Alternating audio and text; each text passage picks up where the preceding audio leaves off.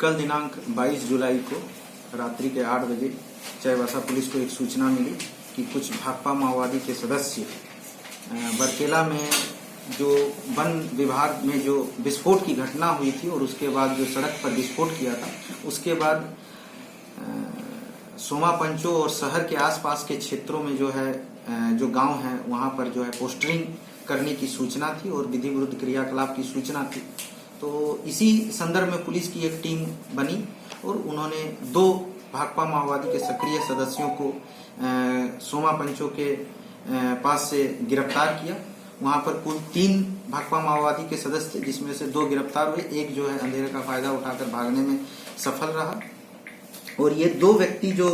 भाकपा माओवादी के सक्रिय सदस्य के रूप में गिरफ्तार हुए हैं, उसमें एक का नाम है जगमोहन सेवैया, जो कि जलदा मुंडा साई टोला का रहने वाला है, बरकेला क्षेत्र का, और दूसरे का नाम है सरजूम बोईपाई, जो कि होयोगुटू बरकेला के ही अंतर्गत में एक गांव है, वहां पर का रहने वाला है। इन दोनों को गिरफ्तार किया गया है और न्यायिक हिरासत में भेजा जा रहा है। इनके पास से जो है 2 झोला मिला है, जिसमें प्रिंटेड पोस्टर 46 पीस था, हस्तलिखित पत्र था जो इन लोगों ने प्रचार प्रसार के लिए रखा था। इसके अलावा इनके पास से जो है पासबुक, आधार कार्ड, 2 मोबाइल, जिसमें काफी महत्वपूर्ण मोबाइल जो है इनका तकनीकी अनुसंधान का और पूरे जो इस कांड का एक महत्वपूर्ण अनुसंधान का एक आधार है, उसको हम लोगों ने अभी तक हम लोग इसको एस्टेब्लिश कर पाए हैं। और एक हीरो होंडा मोटरसाइकिल और एक साइकिल और बैनर, 2 बैनर। तो इन लोगों की ये था कि जो क्रियाकलाप, जो आतंकी कृत्य इन्होंने बरकेला में किया था, उस आतंकी कृत्य का दहशत जो है सोमा पंचो और आसपास के जो शहर के से सटे हुए जो गांव हैं, उन गांवों तक पोस्टरबाजी और बैनर के माध्यम से इन लोग को पहुंचाने का इन लोग का प्लान था। और यह कार्य वो जो है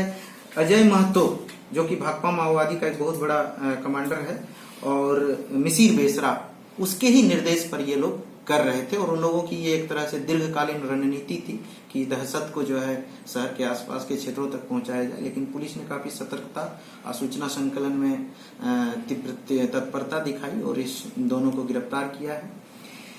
इसने जो है पूरे घटना के बारे में बताया है कि किस तरह से 11-12 की रात्रि में जो बरकेला में जो घटना हुई और जो सड़क में विस्फोट की घटना उसके एक दिन के बाद की गई थी, एक दिन के बाद,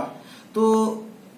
उस घटना के पूरे प्लानिंग के बारे में बताया कि किस तरह से उरीमू वन ग्राम में उन लोगों ने, भाकपा माओवादियों ने बैठक आयोजित की थी। फिर जो है साइतोबा के ग्रामीण हाट में ये लोग ये दोनों सक्रिय सदस्य मिलने गए थे, वहां पर प्लानिंग बनी। 2 गैस सिलेंडर इनके घर में 9 तारीख में ही लाके रख दिया गया। 10 तारीख में पुनः इन लोगों ने बैठक की। 11 तारीख में बरकेला में जो एक शनिवार को हटिया लगती है, उस हटिया के दौरान पूरी तरह से भाकपा माओवादियों के साथ मिलकर दोनों ने रेकी किया।